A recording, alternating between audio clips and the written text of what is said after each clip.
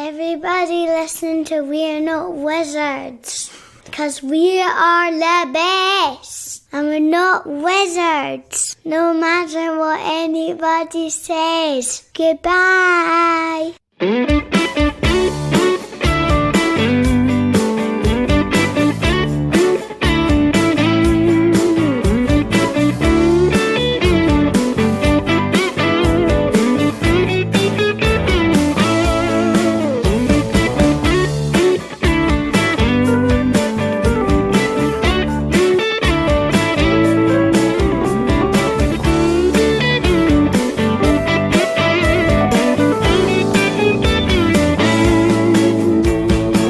Welcome to another episode of We're Not Wizards. My name's Richard. I'll be your host for continuing March, because I don't know if we want to go into April yet. Maybe we do, maybe we don't. No idea. What we maybe want to do is we want to get ourselves a little bit of extra help, because at this time, in this kind of atmosphere, in this type of situation, going about things by yourself is maybe not the best thing to do. You need to get yourself a little bit of extra help. Now, you can either rely on family and friends to help you, and sometimes you need to stick your hand into your back pocket and get out some silver to help you.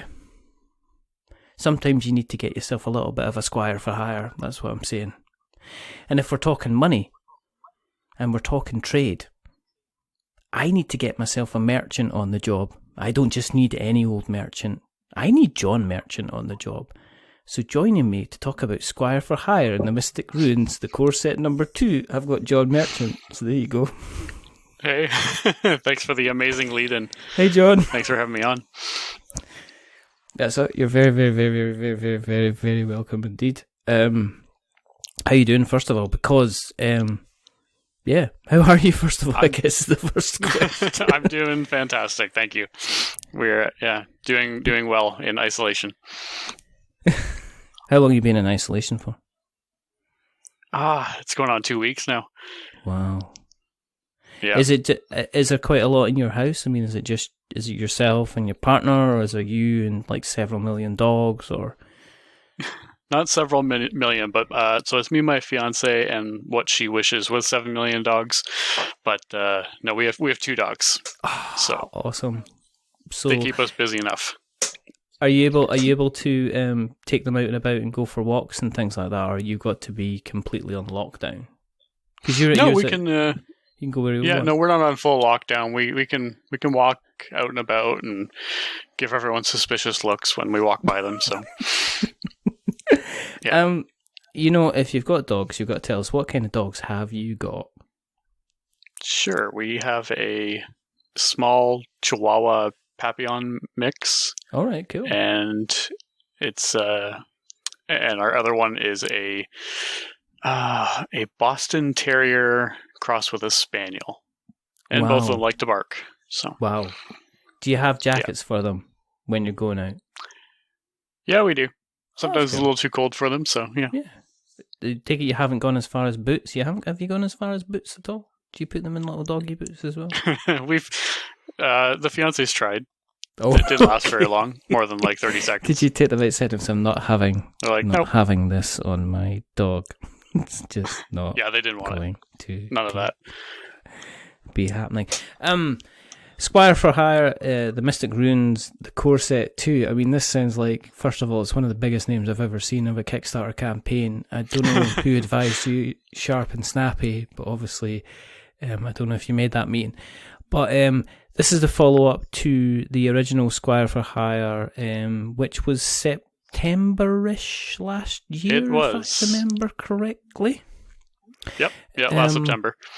So we'll talk. I mean, obviously, we will talk about this eventually, as is my modus operandi and everything like that.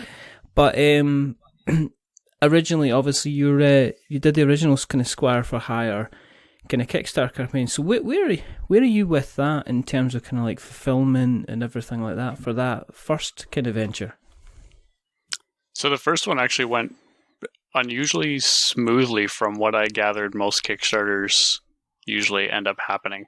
So I launched it myself in September, and through the course of that, I had my own plan for manufacturing and distribution and everything. And when Dan from Letiman Games came on, our kind of process for doing all that kind of lined up, and we wanted to partner on it. So we went ahead, got it manufactured, got it sent out within by mid-December. Some typical hiccups and delays with some backers, but it went really smoothly, and I think we have almost everyone has received their copy now. So yeah. You kind of under this. So when obviously the latest set of circumstances kind of hit, are you just like, yeah, okay, you're just all trying to test me now? I'm just yeah, because it can't go smoothly twice, so obviously it has to. I was kind of a wrench thrown in there. Yeah, I was maybe expecting us to maybe not hit Chinese New Year, or there was some, we got the white samples back, and maybe there was a couple of misalignments. I didn't realize I kind of would have to deal with like a worldwide pandemic challenge accepted. Kind of thing. We knew that obviously the factories and stuff were shutting down, so we kind of factored that into our timeline for this campaign, and should hopefully go smoothly because I hear that the factories are back up and running now. Yeah, so as long as everyone stays home, stays safe and healthy, I think things should be looking up. I mean, how long have you been involved in kind of like tabletop? Because I know that your main wheelhouse is you're an artist. I am. That's your kind of your main kind of your jam. But how long have you been kind of involved in the tabletop space yourself? What's your kind of your journey been like so far? Yeah, so I guess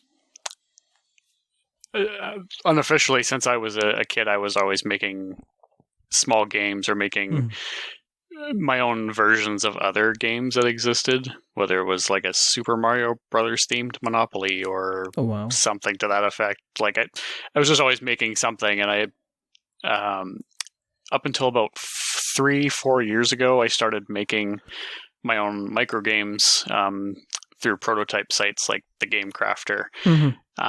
So I kind of got my start more recently then, just by kind of doing my own art and realizing, hey, I can illustrate and do the graphic design, and I really like the idea of making something that I can use or play afterwards, and just kind of dove in head first from there.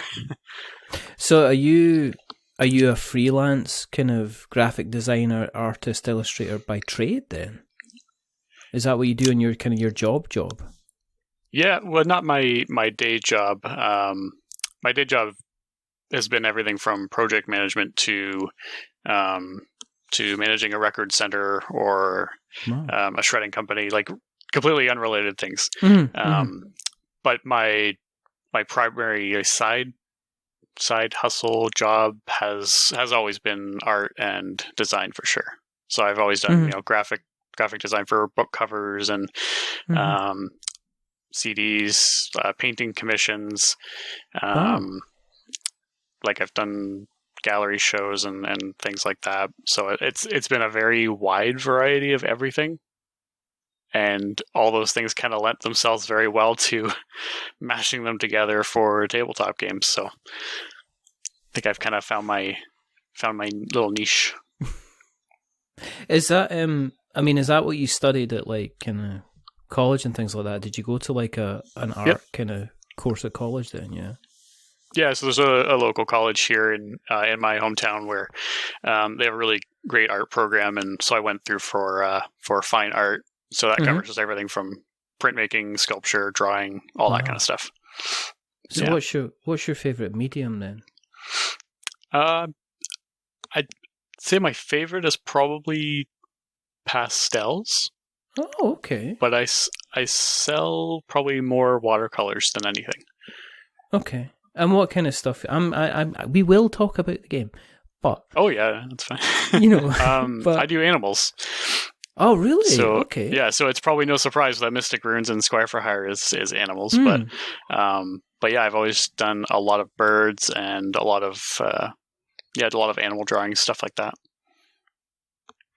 And is it kind of real life animal drawings, or is it kind of the anthropomorphic kind of stuff that you've got like in Squire for Hire? No, yeah, typically more abstract stuff. So I do realism, but typically more of the abstract kind of thing. So you can kind of get an idea that this is a bird with, this might be a blue jay, but it's not incredibly detailed, or it might be a little changed in certain ways. So yeah, I like to hint at what something is as opposed to drawing it fully realistic. Is it difficult to do that? Is it difficult to kind of get that across then? I mean, when you're drawing a piece, have you settled into a kind of like a style that you're comfortable with, and that people who get your work will be able to look at something and go, "Oh yeah, that's a penguin," or that's a giraffe, or that's a definitely kind of duck. Yeah, it's definitely like that style recognition, I guess you'd call it. So it's not like it's completely abstract where I'm trying to draw a penguin using 3 triangles or something. It's more or less it's still a representation of that animal. But because I'm just looking at your frog. You found the frog. I've found the frog. I'm frantically kind of Googling you just now, because I still do occasionally art, but I'm always fascinated with kind of like people who are kind of doing the artwork on a like a side hustle, or just doing it when they're doing like the arts kind of stuff, and then they say, well, I've got the game, so I'll just do the game at the same time. I see that. Oh, this is, guys, you've got everybody that's listening to, I'm going to put links to the show notes so you can check out John's elephant. So there you go. Can't say fair. My elephant. Can't say fairer than that. No, that's pretty cool. So this is the other thing. Does that mean that when you were designing the game, does it mean, because one of the big concerns about people when they kind of decide they're going to do the game is the art stuff. To get good art kind of costs an awful lot of money. So you kind of just like, yay, got that covered. That's no problem at all. Here we go, kind of thing. Was the art? Did you always know that the art was going to be kind of like covered off, and you just had to concentrate kind of like on the mechanics and making sure they were fine and they were working and everything like that as well? Oddly enough, a bit of the opposite actually. So I don't typically worry too much about the art, but the art is usually where I start. Right, okay. Yeah, and it's a bit counterintuitive, because I know a lot of designers will go from the other approach of, let's try to make these mechanics as polished as possible, and then like you said, look for an artist or worry about funding that art later on. So I guess my approach is more simultaneous, where I go, okay, well, I have this really cool idea for an art piece or a character, and maybe that opens up an entire world of, maybe a whole other fantasy setting or theme that a game could be based out of. And that's how Squire for Hire came to be, was drawing a squire and working backwards through the mechanics of what does a squire do, and how does he or she, kind of work the items in their bag. So that's kind of where that came from. Did you find that the art kind of almost changed some of the ways you were going to be working with the mechanics as well? Did it kind of inspire to say, well, if we did this, we could do that, and this could kind of like feed off each other, and it would kind of tie into kind of the look? Did you help it kind of did it help to dictate how the overall and the mechanics of the game were going to work as well? Based that you could just say, well, I'm just going to mock this up and just do this and see how this could kind of work. Oh, definitely. That's oddly enough how the runes came to be in Mystic Runes. Was just trying to come up with new item types and new mechanics, and I hit a bit of a wall there for a while after the first Squire for Hire. Mm-hmm. And then just over the course of doodling and, just drawing random things, just came up with this idea of like a stone carved rune, and then thought, well, okay, maybe these can activate some sort of power or influence the game somehow. So it kind of same thing. It worked backwards, where I developed that art first and then found a use for it, so to speak. All right. Okay. Yeah. Okay. Was there any art that kind of got left in the cutting room floor then? I mean, you're quite quick in your process. Are you able to like go, okay, done? So was a lot of stuff that you kind of like went, okay, I'm just going to leave this, or I'm going to put this for the side. Was there any stuff that you've kind of like put to the side and went, actually, this might be better suited for maybe a further expansion down the line, or potentially a stretch goal, or something like that? Yeah. In a way, when I did the first campaign, we had there was one tier for custom cards, so people could order like their own custom Squire. I would draw it how they wanted and give it whatever items they wanted to collect, and etc. So I had 26, 27 characters left over from the first campaign. Some of those made that into the new Squire pack, which is available on this campaign now. And I have a whole new set of custom orders, which unbelievably have already sold out for this campaign. And so those could potentially, if people are open to it, could use those designs for something else later. But I'm always designing endless characters and endless drawings of everything. So there's an equal amount always on the back burner for something. Are you a bit of a doodler then? You just sit there and kind of like draw away. Yeah. Yeah, pretty much.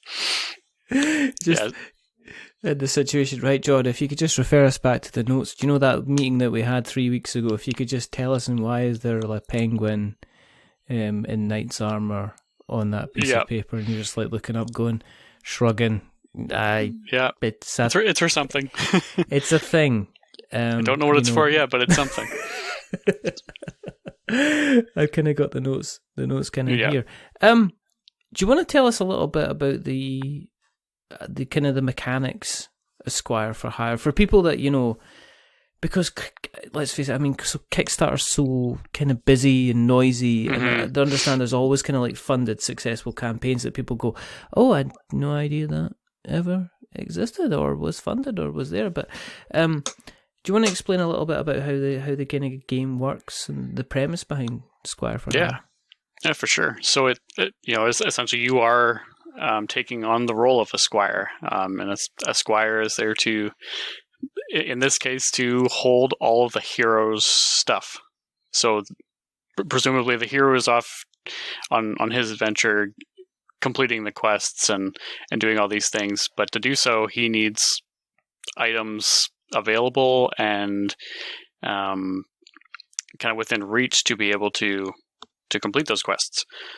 So your job as a Squire is to you're starting off with a very small bag or a loot card, and this loot card might have a weapon or a valuable or a piece of armor, something like that, and each item takes up a certain number of tiles.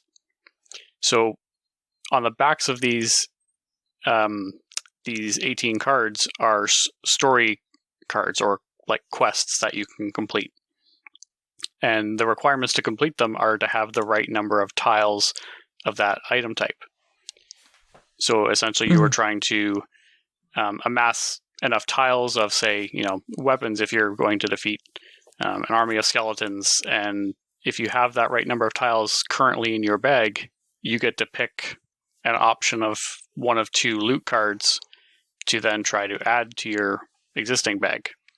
And you can do that by just making sure that one of those new items can fit in the same number of tiles. So it's kind of like you're physically actually trying to put an item into a bag space.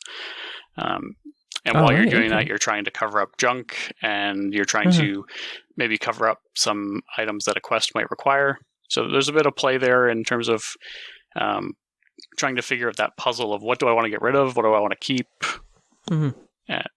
while still trying to complete the quest. I hope that kind of explains it. And did you do a lot of like playtesting? I mean, did you reach out, were you a member like a local kind of gaming groups or design groups? Did you do quite a lot of playtesting for Squire for Hire? Yeah. So I have a couple close friends, and we like to sit down and play test a lot of our own games together. There's not too much of a local playtest community where I am specifically, but between that and I have a couple online friends that we'll sit down and hash a few ideas out, or bounce around ideas with to kind of see what works and what doesn't. But it went through a lot of playtesting in terms of making sure that core loop worked well. And then from there, it was just fine tuning, especially after so many people were able to play it after the first campaign. That's when you figure out all the fine tuning bits about the rules and, where things need a little bit of extra TLC in certain areas. Yeah, how did you find the kind of the rules writing? Was that an easy thing to do? Because no. I know so many people that struggle with that just like, I just can't. I'm trying to write here and I sound like a fool. Yeah. Well, the thing is, it's one of those things. I think rule writing can seem easy until you give it to someone else that has no idea what you're talking about. So in my mind, I think rules writing is very easy, but every time when I send rules to someone, they're like, no, it doesn't make any sense at all. What are you talking about? So I enjoy writing the rules because I'm very thorough about making sure that everything is covered. Yeah. But maybe the wording is slightly off, or maybe the order of things has to be changed to just be very specific about what has to take place in what certain order, that kind of thing. Yeah. And then putting it on a challenge of putting all the rules into a space constraint, like the inside of a tiny 18 card hook box, that's the challenge and the fun too. Yeah, especially because you don't want them opening the box and realizing that 95% of the actual contents of the box is the rule book, which is always a difficult thing to kind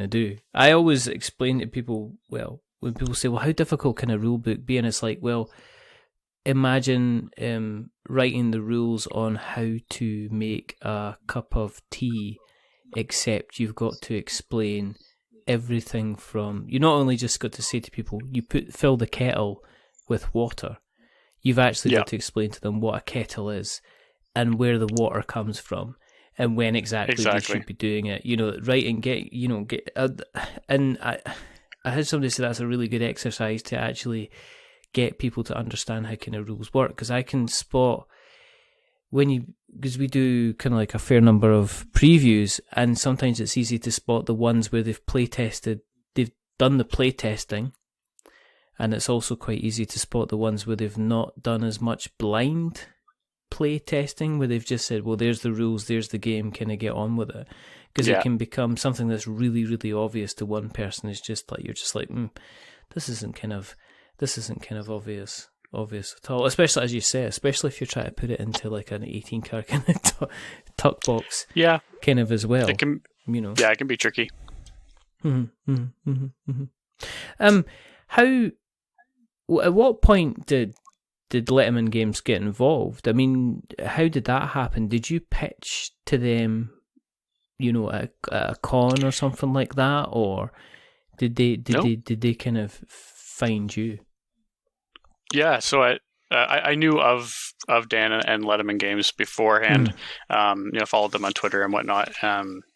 But I don't know if it was just some sort of personal challenge to myself, but I wanted to sort of fund my own game and try to put it out there for the world and see kind of what I could do with something I created entirely my own. And within like the first few days of the campaign, I think Dan caught wind of it and reached out from there and said, "Hey, I'd like to take a closer look at this.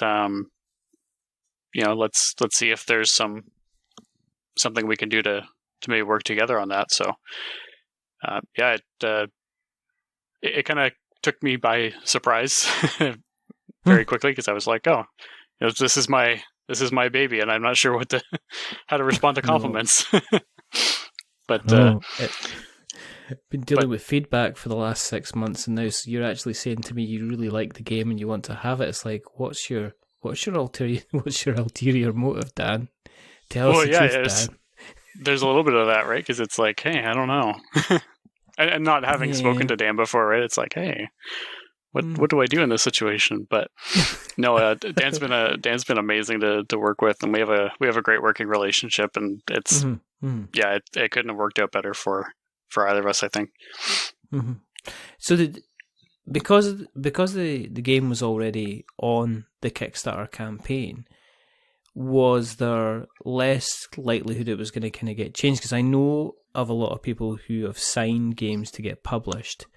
Yep. And then the game itself has kind of changed in a lot of major fundamental ways, because the core mechanics were there, but the theme wasn't maybe 100% brilliant, or the theme was amazing, but the mechanics were just a little bit too kind of bitty and kind of all over the place. So you kind of like, well, he's liking the game, but he can't possibly kind of do an awful lot of changes to the game as well. So I guess there was that kind of, we've kind of got that kind of and part of for sure, and part of I think why I did the Kickstarter on my own to start was because I already had that creative control. So I already had the art, the design, and everything was it was there. It definitely was improved before we manufactured it. So we improved the logo and the graphic design, and went back through and did all the editing and all that stuff. But in terms of my original core vision of the game, like that still remains intact, even forward to this campaign, which Dan has been involved with from the start. So, actually, the core Squire for Hire game that I had in my head is still there. Yeah. Because you did, I mean, the first game did phenomenally well on Kickstarter. The original kind of Squire for Hire. I mean, you're only looking at 1,100 Canadian dollars. And that was what I was looking at for my minimum order. That's like saying, I just want to cover my first print run, please, Doris. Thanks. That was all I wanted to do. And then you were like, you ended up doing like 22,000. Were you just kind of sitting there going, and that must have been so strange, because I know. Oh yeah. As I say, speaking to Kickstarter creators all the time, I know there's some guys that like, they'll scrape by and they'll reach the funding goal, and then there's obviously the behemoths in the room as well that you know, not saying Isaac Childress, but we are. But they're just like, get away. $20 million, nice one. But were you kind of like going, hey, this creating on Kickstarter thing, this is easy. I don't understand why everybody's having so much bother. I just kind of like put my game up there and then just throw it up there and see what happens. Just on 22 grand. What are you all complaining about? It was definitely a surprise, for sure. But I mean, in no way do I take it for granted. I mean, especially being a new creator that's has had little to no success before this. It's kind of a shock, but it was kind of that leap that I took to kind of see what happens. It's just weird because you can never. It just comes down to me like somebody says, "Do you think this campaign's going to be successful?" And I'm just like, "Do you know what? I can no longer tell." There's no way I can look at anybody's campaign and go, "Yeah, that's definitely you're going to so fun by so much. It's it's going to be amazing." Because, and also at the same time, I mean, you were it was only like what $13 kind of like to get the kind of like the base game as well. Yeah. So you ended up like 1,300 backers. So this is like, okay, this is, you know, get 1,300 people as well. That must have been cool from a business point of view, then the discussions that you had with Dan when it came to the expansion, I mean, how quickly was the talk of the expansion how quickly before that was brought to the table? I mean, and who kind of drove that as well? Was that you or was that Dan? That was pretty equal, I think. As soon as I was done the first Kickstarter, I think before that actually, like I already knew I wanted to do something more with it, because like there's just so much room to add items and characters and whatnot. And Dan was right on the same page. He's like, there's we could maybe do some expansions here, and I was like, yep, all right. So there really wasn't much discussion. We just kind of knew. Oh, you're twisting my arm up my the back. next one was gonna. Wow. Yeah, it's like, yeah, I guess we probably should, right? Yeah. So I mean, yeah, if things continue to go well, and maybe down the road, if there's more room to do that, I'd be open to it. So I mean, has this encouraged you kind of to look at other games then? I mean, are you looking at the other portfolio and saying, well, this is fairly okay, and it was fairly, it was obviously a lot of work, but it was, it's fairly been painless. Has this kind of made you think, well, listen, I could actually I've got more ideas I want to get out there. I mean, are you now thinking about kind of like bigger games? Or you kind of think, well, the 18-card game's kind of like my wheelhouse. I kind of like that, but I've got more ideas kind of along those lines. Oh, yeah. For sure. I mean, the irony in that is that Squire for Hire started off as actually the biggest game I ever designed. Really? Yeah, and it was this large sort of map-moving polyomino collection game where you're trying to fit tiles into an actual defined player board space, and it was extremely large and cumbersome and overly complicated. And as much as I would love to kind of dive into something bigger like that, I'd love smaller games because they're easy to get to the table and they're much more accessible. I can get an idea from 0 to 100 and in no time. And when I get going on an idea, I just kind of hit the gas and I get it done. So, seeing an idea come to life that much quicker is really exciting to me. And that makes me that much more passionate about the project too. So I think all those ideas that I have sitting on the back burner that are for larger games, not just in the Squire for Hire universe, but other games that are a little bit bigger, they're going to take time. They're going to take a bit more refinement to go through that whole process first. Yeah. So yeah, the micro games are definitely more attractive that way. So for what's the fundamental difference between the Mystic Runes set? I mean, if I'm looking at the campaign, and it's obviously beautifully illustrated. Well, I'm not going to say anything else, am I? Because otherwise you'll hang up on me. But no, but fundamentally, people looking at the kind of like Mystic Runes, what's the big difference between that and the first game? So the biggest difference, I'd say, is the kind of the namesake of the game, and that's the runes themselves, because they change some of the fundamental ways that the game works. So they can kind of change some of your strategies. So, for example, there are 3 different runes that you can collect, and any Squire can go for them. So it's not a matter of being restricted to only one player type can go after them, that sort of thing. One of these runes will allow you to place cards underneath of other cards in your bag. So that's something that was previously not allowed. You always had to place something kind of on the top of your bag, kind of like you would fill an actual bag. There's another rune that will change to the shape of any other item that you want. So it's great for if your opponent is always stealing the items that you want, but you find one of these runes, you can take it and get that item combination that you're looking for to get extra points.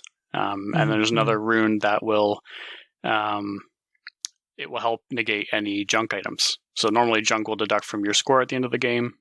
This rune will absorb anything around it to negate that. So there's a few things that will kind of change up the gameplay. And then of course the new Squires. A lot of people were really excited about some new characters in the last campaign. So that was one thing.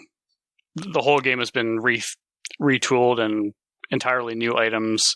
So while it's the same core experience with some new kind of mechanics thrown in, the Squire for Hire experience is still there. In this side, I mean, one of the things that I noticed on the new campaign is you've got more kind of reviews, and you've got one from Rado as well. Mm-hmm. Is that a little bit of a nerve-wracking thing, sending things to Richard Ham? Because I know that, I know he does his playthrough kind of thing, but it is the kind of the test, isn't it? I mean, you want something quotable. You don't want him saying, "Yeah, well, it's 18 cards." Yeah, thanks, Richard. No, there was a little bit of that for sure.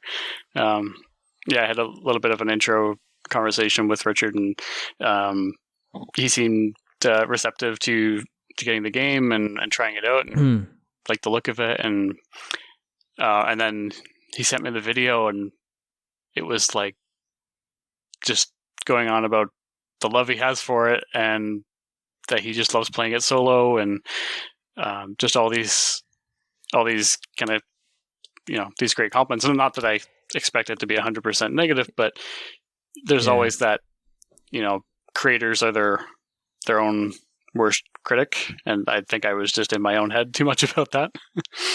So to hear the nice things was just, it was reaffirming, I guess. Did you end up like Matthew McConaughey in Interstellar, watching the video where you started just? Oh, you mean where he's bawling his eyes out? As you were watching not quite. It, and as he was kind of like Rado's going through his little talk, and he's starting to say some really nice things. Did you find yourself welling up a bit? I'm just saying, it's okay to share. Oh, maybe a little bit of a tear. Just sure. a little, just like that. Honey, are you been cutting onions in that kitchen again? Because I don't know, something's happening to my eyes here. Kind of thing. It's those onions. But it must be, at the same time, it must be really nice to get somebody who kind of isn't connected to the game, just kind of like sitting there going, yeah, this is really good. I'm really, really having a good time. I'm kind of enjoying kind of playing it. As a little bit of validation, because when you get feedback from the family, I could stick like 5 bits of white card in front of my mum and just write, write, I don't like your cats. And she'll go, this is a really good game. I really, really like this. Yeah. But is it different? I mean, even if even people are still going to be quite, I mean, there's someday when you get like the critics coming in, is it nice to kind of get that kind of validation? You're going like, yeah, this was, because this is something you've probably spent probably 100 hours of your time kind of putting together and doing the art for and stuff like that. So is it kind of cool to get that kind of level of validation? It is, yeah. And not that, if a review came back entirely negative, I'm an artist. I'm used to critique and criticism and things like that. So that wouldn't necessarily bother me, but it's nice to kind of have that validation, and especially from someone outside of my inner circle to kind of give me that push to say, hey, someone's actually acknowledging that you're doing this, and you've done something pretty well, and that definitely helps alleviate my imposter syndrome to think that that luck streak is going to run out. But no, it's very good very nice to hear those things, and from anyone, any type of support like that is just great.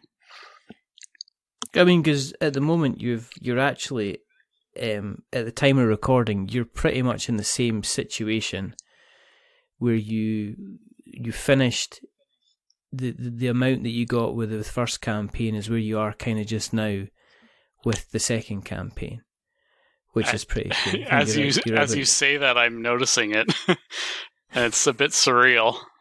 So yeah, I'm looking here. So I'm at just shy of what the last campaign made after 3 days, I think. So very cool. But yeah, that is kind of pretty cool.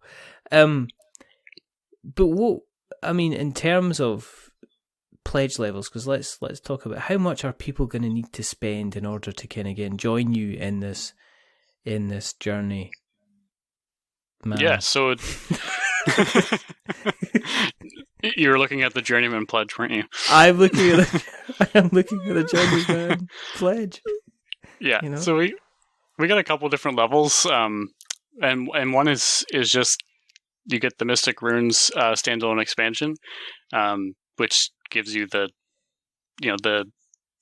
second core set, which you can play entirely on its own, or you can mix it with the first Squire for Hire, and you get up to like a 4-player experience that way. And it's $12 Canadian plus shipping. So we try to keep it very close to what we had for the first campaign. It's a micro game, so it's it is what it is. But we also are introducing a new character pack with this one. So with a lot of the characters that I wanted to implement for this new expansion, I had so many left over, and people really wanted more characters to play as. So we're thinking, well, there's an opportunity to kind of do some sort of like a mini expansion with the extra characters.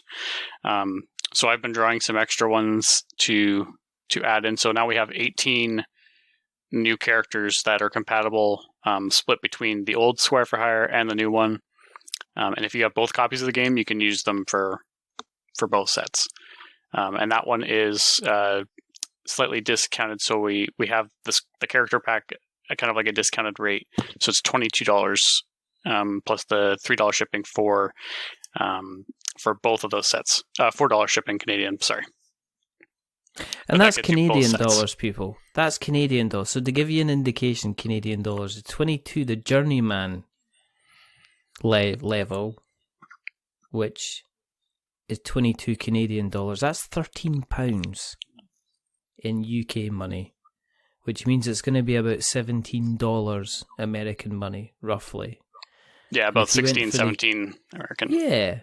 And if you went for the Hero Pack, which gets you everything, the Mystic Runes core set, the core set 1 and the Squire Pack, that's about £19, or about $23 to $24. So it really is.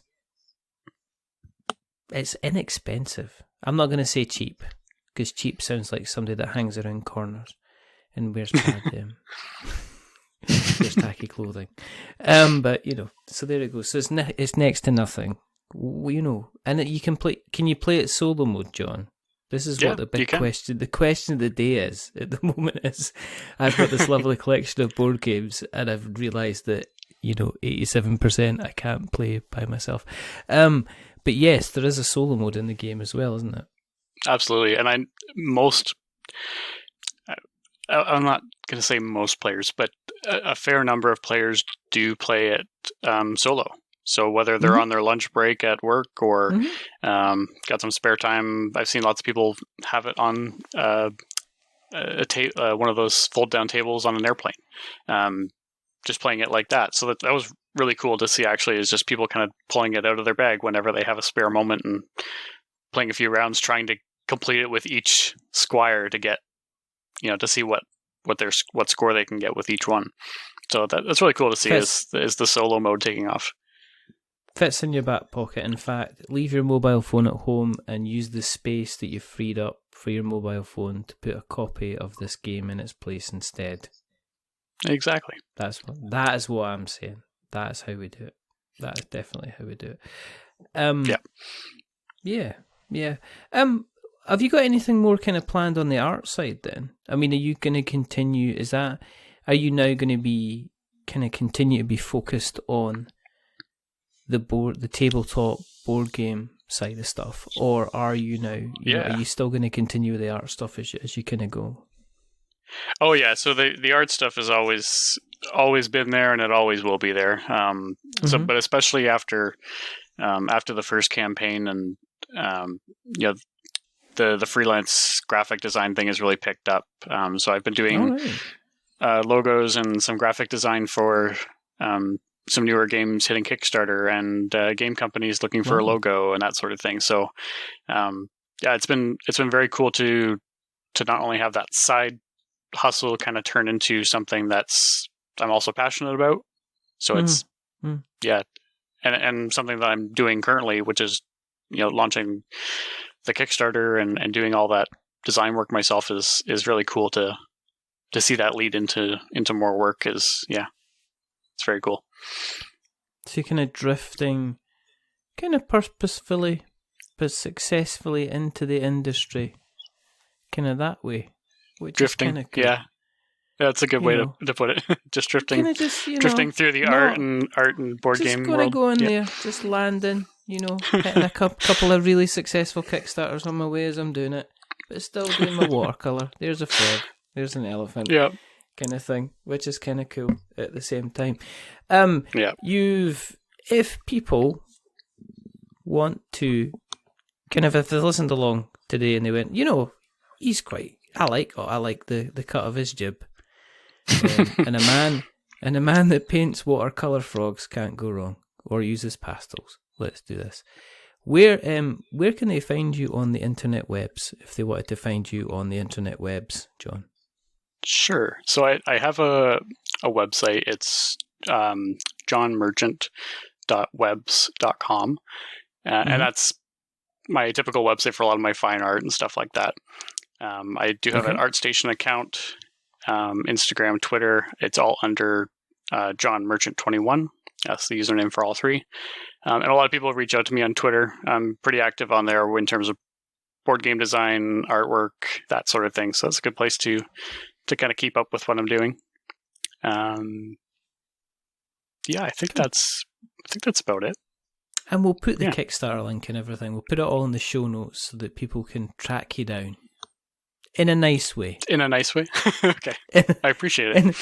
In a nice way. We shall do that. Sounds great. Thank you very, very much. Thank you very, very much for coming on. Thank you very much for having me. It was a pleasure. I appreciate your time.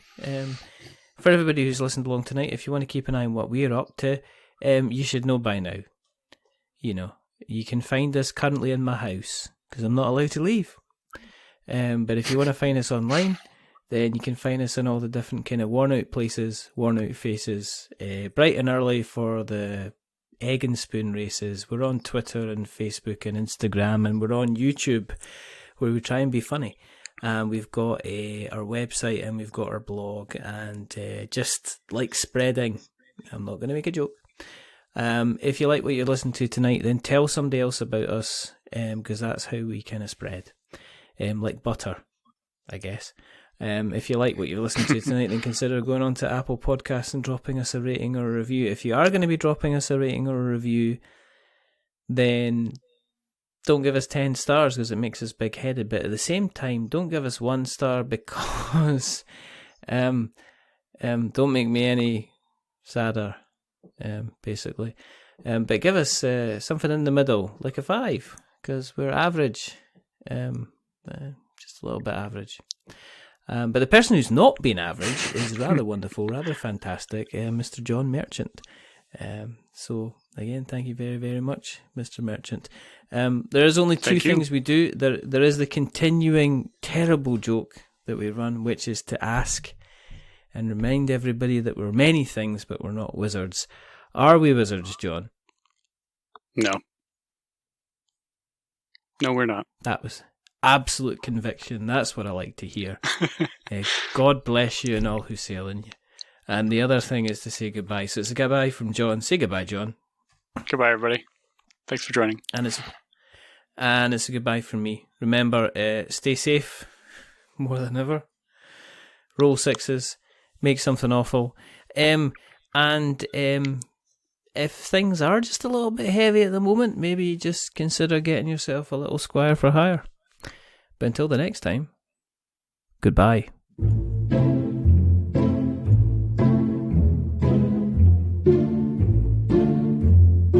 A wizard is never late.